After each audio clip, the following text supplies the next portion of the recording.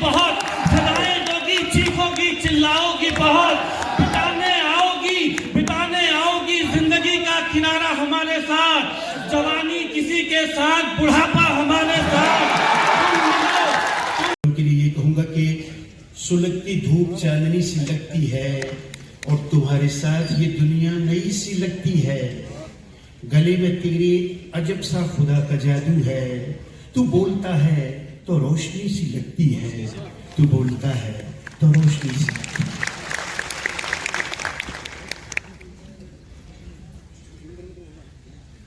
विश्वविद्यालय के विद्यार्थी, सुधी, श्रोताओं तथा मित्रों, कवि सम्मेलन की शुरुआत में अगर लफ्ज न भीगे तो कई बार माफी आपसे चाहता हूँ। होता क्या असल में, गजन भैया बोल रहे हैं, होता क्या ना, मैं देखिए दो तरह के लोग होते हैं ना दुनिया में, मैंने आपको बताया था ना, आप जिस लड़की से मोहब्बत करते हैं अगर वो वफादार है तो उसकी तारीफ कीजिए।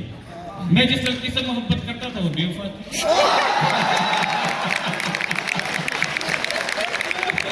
तो मुझे बुराई करने दी, इसलिए ऐसी शायरी अगला बार निवेदन करता हूँ, कहीं मत देखना, इसको फिर बता रहा हूँ, इस वक्त पूरे हॉल में अगर कोई सबसे खूबसूरत है तो मैं ही।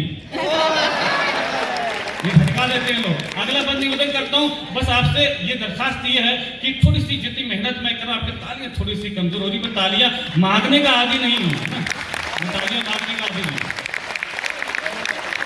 अगला बार निवेदन करता हूँ, सुनेगा कि हम चाहते ही नहीं मोहब्बत हो जाए, हम चाहते ही नहीं मोहब्बत हो जाए, करोगी मोहब्बत तो रोज मुलाकात होगी, वक्त जाया होगा, फिजूल बात होगी।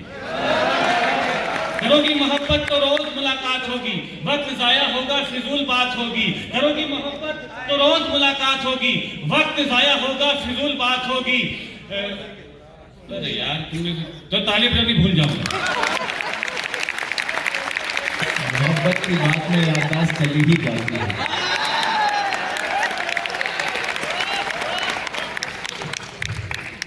निवेदन करना सुनेगा, जैसे ही बंद याद आएगा मैं आपको सुना दूंगा। अगला बंद निवेदन करता हूँ, सुनिएगा, सुनिए। जब ये बहुत से खुददार लोग मिल जाते हैं तो यहाँ थोड़ी दिक्कत आ जाती है ना। एक बार अपने ताली बजा दो।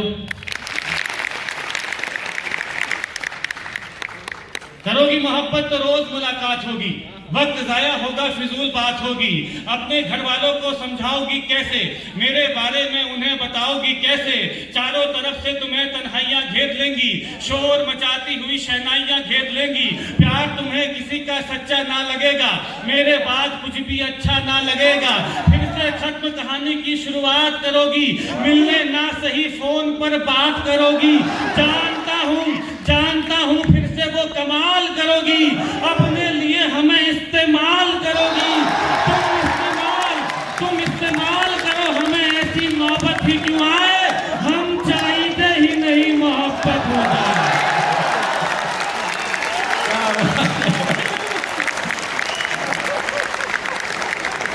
जियो मोहन, मुझे क्या बात है तुम्हारे। हम चाहते ही नहीं मोहब्बत हो जाए, हम चाहते हैं। इस बार ये बंद आपके शहर के बुजुर्गों की तरफ से आपको सौंपता हूँ। क्या बात है। हम चाहते ही नहीं मोहब्बत हो जाए, हम चाहते ही नहीं मोहब्बत हो जाए। करोगी मोहब्बत तो इजहार भी करना होगा, जमाने से छुपकर प्यार भी करना होगा। करोगी मोहब्बत तो इजहार भी करना होगा, जमाने से छुपकर प्यार भी करना होगा। तुझको तकने लगेंगी दुनिया की नजरें, मुझ पर रहने लगेंगी दुनिया की नजरें।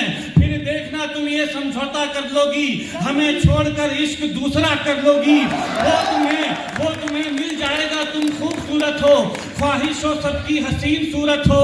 आहिस्ता आहिस्ता तेरी उम्र खफा हो जाएगी, तेरी मोहब्बत भी फिर बेवफा हो जाएगी। उसके बात करने का ढंग बदल जाएगा, तेरी जुल्फों का जब रंग बदल जाएगा। याद कर फिर हमें पछताओगी बहुत, सदाएं दोगी, चीखोगी, चिल्लाओगी बहुत। बिताने आओगी जिंदगी का किनारा हमारे साथ, जवानी किसी के साथ, बुढ़ापा हमारे साथ।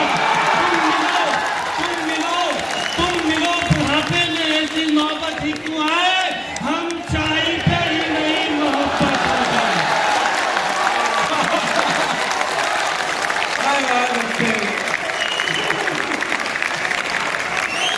मोहब्बत में अक्सर लोग लोग पानी मांग ही जाते हैं। मैं अभी पढ़ा, अभी तो ये शुरू नहीं हुई है भाई। इस नज्म का ये आखिरी बंद और मेरी जिंदगी का मकसद। मैं पुनः आदरणीय उपराज्यपाल महोदय जी को प्रणाम इसलिए निवेदन करता हूँ कि वहाँ पे बैठे जहाँ के इतने अच्छे खुददार लड़के है ना। ये आखिरी बंद नौजवानों, ये आखिरी बंद पढ़ो। कैमरे वाले भी यहाँ पे हैं, जितने भी यहाँ कैमरे वाले हैं, मेरी उस दरखास्त की है कि इस बार ये कैमरा इन नौजवान लड़कों तक पहुँचाना। ये कैमरा मुझ पे नहीं, इन पे लगाना। देखो जी, लेकिन आपसे दरखास्त मेरी ये है, दरखास्त में मैं वो शायर हूँ जो अंदर हूँ बाहर हूँ। इस बार मेरी दरखास्त ये है कि इस बार अपना ये शोर, अपना ये हंगामा मेरे शहर में रहने वाली उस बेवफा लड़की तक पहुँचाए, ताकि उसे लगे कि मोहब्बत की कद्र कैसे की जाती है और मोहब्बत करने वाले लोग कैसे होते हैं। क्या बात है। आखिरी बार निवेदन करता हूँ, लेकिन ऐसे सुनना कि जैसे मोहन मुंतजिर को सुना जाता है ना, कि करोगी मोहब्बत तो घर भी छोड़ना होगा, तुम्हारे साथ ये शहर भी छोड़ना होगा। टूट जाएगा फिर घर वालों से रिश्ता, माँ के हाथों के निवालों से रिश्ता। अनजान शहर में ये बुखार भी मर जाएगा, भूख लगेगी तो प्यार भी मर जाएगा। बुलाएंगे घर वाले तो घर लौट जाओगी, हमें ठुकरा कर अपने शहर लौट जाओगी।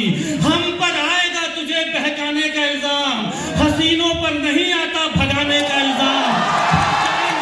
फंस जाएंगे फिर हम जमाने के चक्कर में, जवानी निकल जाएगी थाने के चक्कर में। अपने बयान से फिर तू पलट जाएगी, मेरी जिंदगी जेल में कट जाएगी। उम्र गुजरे जेल में ऐसी नौबत ही क्यों आए, हम चाहते ही नहीं मोहब्बत।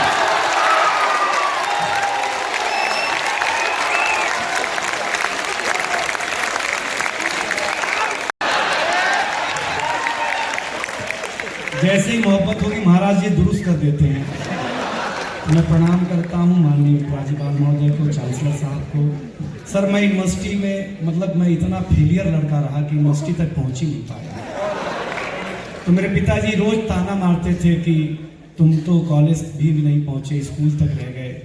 मैंने भगवान से कहा था कि भगवान कसम खाता हूँ कि जरूर मैं ऐसा कोई काम करूँगा कि मैं यूनिवर्सिटी नहीं पहुँच पाया तो क्या हुआ, नीचे बैठ करके उपराज्यपाल साहब मतलब चांसलर साहब और वाइस चांसलर साहब मुझे सुनेंगे। आज वो दिन आया।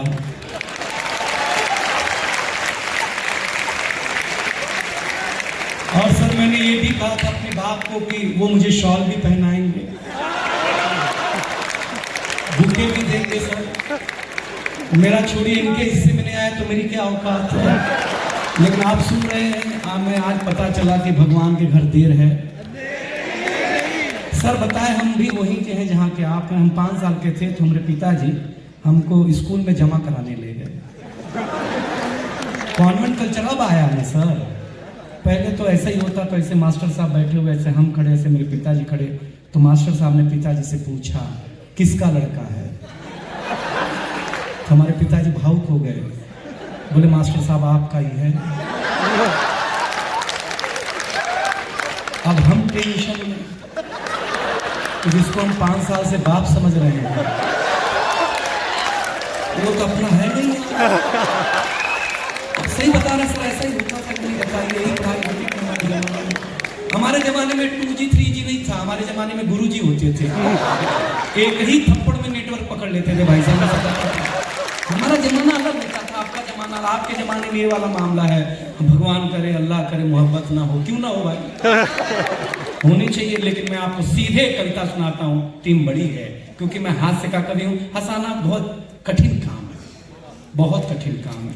हम तो एक ब्लैक बोर्ड पे एक बार मास्टर ने लिखा इलेक्ट्रिसिटी, तो हमसे पूछा क्या लिखा, हमने कहा इलेक्ट्रिसिटी। बोला घर में कोई है, मैंने कहा हाँ छोटा। बोले बड़ा भाई को ले आओ कल। बड़े भाई को बुलाए, तुम्हारे भाई को क्या ट्यूशन देते हो तुम? वो इलेक्ट्रिसिटी को इलेक्ट्रिसिटी पढ़ता है, इलेक्ट्रिसिटी को इलेक्ट्रिसिटी पढ़ता है। तो मेरे भाई ने टीचर को बोला मैडम अभी बेचारे की कैपेसिटी ही क्या है। तो टीचर अपनी डिग्री चेक करने लगी सर कि मैं खराब हूँ कि ये खराब है। बोला और कोई घर में है क्या? बोले पिताजी ने कल उनको ले आना। बोले आपका एक बेटा इलेक्ट्रिसिटी को इलेक्ट्रिसिटी पढ़ता है, दूसरा कैपेसिटी को कैपेसिटी पढ़ता है, आप बताइए कैसे बाप हैं? तो मेरे पिताजी ने बताया कि मैडम बात बहुत छोटी सी है, लेकिन आप फुकट में पब्लिक टीटी कर रही है। सही बता रहे हैं सर आपको, हमारा दुर्दशा सुनिए। उसके बाद बोला और कोई घर में है क्या? मैंने कहा दादाजी। बोले कल उनको लाना, छड़ी टेकते हुए पहुंचे। बोले क्या खानदान है आपका? स्विच खराब है, बोर्ड खराब है, ट्रांसफार्मर खराब है। क्या हुआ? क्या कर रहे हो आप? बोले प्रॉब्लम क्या है? बोले एक इलेक्ट्रिसिटी को इलेक्ट्रिसिटी पड़ता है, दूसरा कैपेसिटी को कैपेसिटी पड़ता है, तुम्हारा खुद का बेटा पब्लिक सिटी को पब्लिकटिटी पड़ता है। मेरे दादाजी ने जो जवाब दिया उस पर आपका आशीर्वाद चाहिए। मैं अपनी पारी 10 मिनट में खत्म करूंगा। मेरे दादाजी ने प्रोफेसर साहब से कहा, साहब ये मूर्ख हैं, जाहिल हैं, गवार हैं, इन मूर्खों ने अभी तक यूनिवर्सिटी का मुंह नहीं देखा। बहुत अच्छे भाई, जोरदार तालियां।